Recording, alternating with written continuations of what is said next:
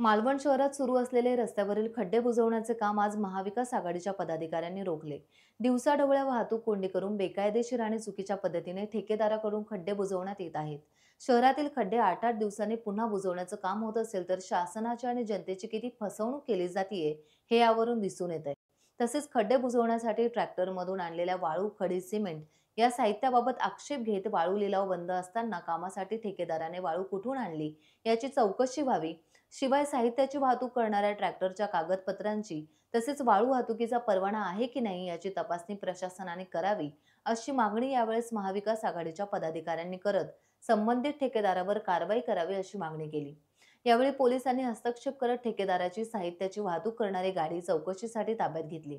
यावेळी ठाकरे शिवसेनेचे मालवण शहर प्रमुख बाबी जोगी, हेमंत मोंडकर, युवासेना समन्वयक मंदार ओरसकर, अक्षय भोसले, यशवंत गावकर तसेच राष्ट्रीय काँग्रेसचे जिल्हा सरचिटणीस अरविंद मोंडकर, संदेश कोयंडे आदी पदाधिकारी उपस्थित होते।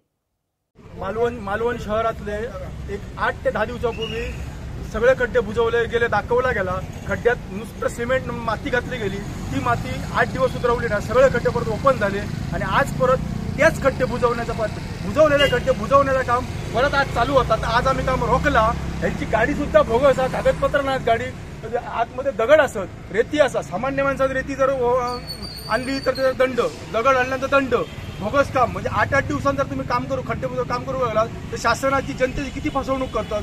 तर ह्या माणसावर कडक कारवाई होईल अशी आमची इच्छा असा। त्यामुळे आज पोलीस स्टेशनचा सुद्धा चांगला सहकार्य आम्हाला लाभलेला असा। सगळे अधिकारी, पीडब्ल्यूडीचे सुद्धा अधिकारी हजर असत आणि त्याच्यामुळे त्यांच्यानी चांगल्यापैकी त्या मॅटरवर कारवाई होती एवढी आमची मागणी आहे। गणेशोत्सवामध्ये सार्वजनिक बांधकाम विभाग हे या ठिकाणी खड्डे बुजवत आहे।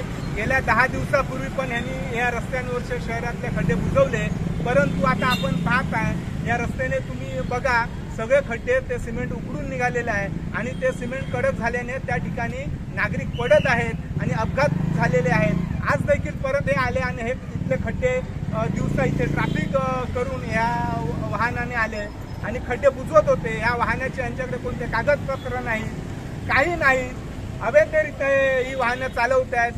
ही आता बघितलं खड्डे बघा, ते सिमेंट निघून गेलंय। आता सार्वजनिक बांधकामाचे अधिकारी आले आणि त्यांनी त्याच्यावर गोणी टाकली, म्हणजे डोळे फुकपट्टी लावायची कामं हे लोक करतात। टाइम्स डिजिटलला लाईक करा, सबस्क्राईब करा, शेअर करा आणि बेल आयकॉन दाबायला विसरू नका। पाहत रहा टाइम्स डिजिटल।